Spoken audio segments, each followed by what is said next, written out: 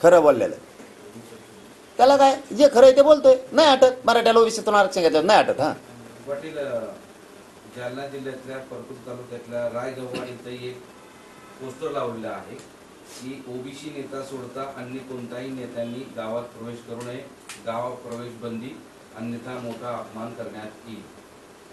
आता हे आता मला प्रश्न विचारला होता का बंधुनी, विखे साहेबाला कळालं पाहिजे. या जरा गावात जाऊन त्या मग आंदोलन भरकटलंय. मी जातीवाद करतो का? आम्ही आमच्या लोकांना मी सहज सरळ सांगितलं होतं की बाबा असे लावायचे नाही आपण. पण स्वतःहून समाजानं ठरवलं होतं, लावलं होतं. पण सगळ्या नेत्यांसाठी त्यांनी लावले होते. मराठा असू नये तो कुणी असो, त्याला म्हणतात आंदोलन. त्याला याला म्हणत नाही जातीवाद. यायचं तर आमच्या गावात कुणीच यायचं. राग जर नेत्यावर आहे, यांचा राग मराठ्यांच्या नेत्यावर आहे. मग मराठ्यांनाही आव्हान करतो, मराठा समाजाने इथून पुढं आपणही आपल्या नेत्यावर राग व्यक्त नाही करायचा. आम्ही खरं बोलत होतो. आम्ही म्हणत होतो आमच्याच लोकांनी आमचं वाटोळं केलं. आम्ही खरं बोलत होतो. पण तुम्ही जर असा भेद करायला लागले आमच्या नेत्याबद्दल बी, तर मराठ्यांना सुद्धा आता हे विचार करावा लागेल. आणि मराठ्यांचे नेते सुद्धा शहाणे व्हा ना आता. डबडे उगच जातीला दोष देता हमेशाच. यासाठी मोठं केलं का रे तुम्हाला? आता हे काय जातीवाद नाही का?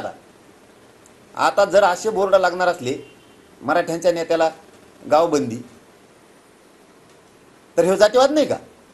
पुढारी असतो, सगळ्यांनाच पाहिजे. मग कोणीच आमच्या गावात येतं, आमचा कुठे विरोध आहे? तुम्ही कम बोर्ड लावला, आमच्या तोंडातून तसले शब्द नाही निघणार. पण एक जातीवाद तुम्ही करायला लागले ना. आता तरी मराठ्यांच्या नेत्यानं शान व्हा. हे कोणचा बोर्ड लागला त्याच्यावर आता तरी मराठा समाजाच्या पाठीशी उभा राहा.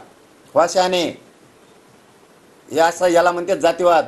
कशाला दोष देता? मनोज जरांगेला उगाच गोरगरिबांच्या मराठ्यांचे लेकर मोठे व्हावेत म्हणून जीवाची बाजी लावून लढायला लागलो. ना आता मी एकटा पडलोय, मला उघड्यावर पाडायचं ठरवलंय, माझी जात संकटात आणली.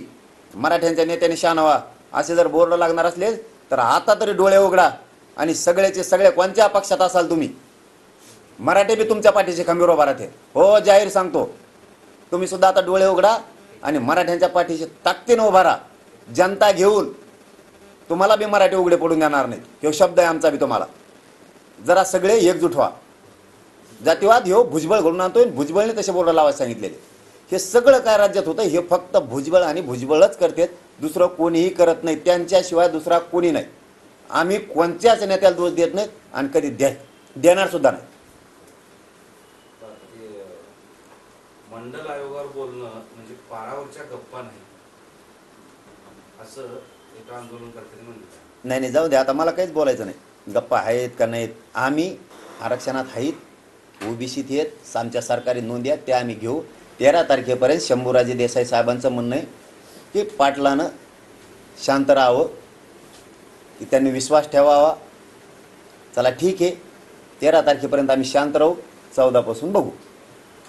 धन्यवाद बॉस. धन्यवाद. धन्यवाद.